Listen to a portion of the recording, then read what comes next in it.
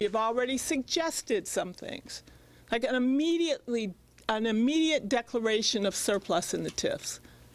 Let's put that in first. Show us some good faith. She was in and out of the news for years as the president of the Chicago Teachers Union, so you might think you know a lot about Karen Lewis before she passed away just over a year ago. But how much do you really know? In tonight's special report, Anita Padilla goes behind the headlines to take a closer look at her life. We are insulted by their refusal to extend the contract with a 3% raise. We are beyond insulted. Karen Lewis knew how to play hardball when she needed to.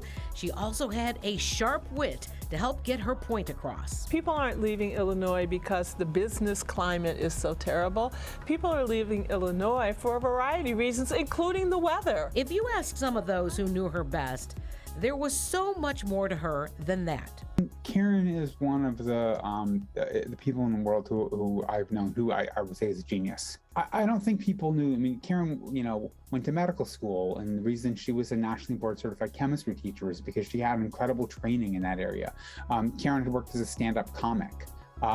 Karen had went to for a while, and so her sharp wit and her humor was trained on a stage. Karen had gone to an Ivy League university. She also converted to Judaism after the death of her first husband, and she could rattle off sentences in Italian and French. And, her genius wasn't for remembering facts and figures. Outside of her family, if anyone knew who Karen Lewis was, it's Jesse Sharkey. The current CTU president was the union's VP under her, and the two rose to the top together. Her genius is for being interested in people, remembering details about them. And Karen was a person who, I think was really misunderstood and mischaracterized in a lot of ways.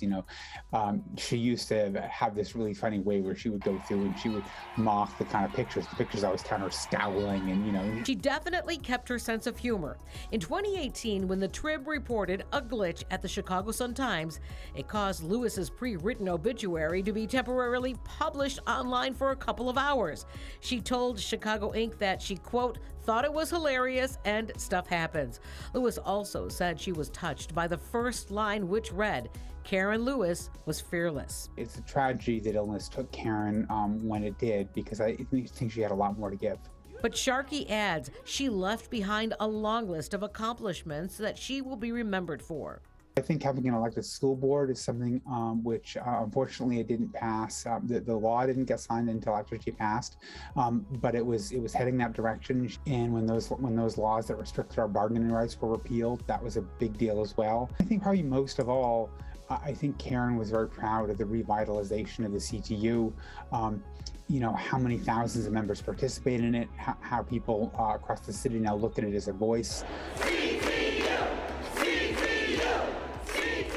Now, here are a few other interesting facts you might not know about Karen Lewis. She was born on the south side of Chicago. Both of her parents were public school teachers, and she was also a trained musician.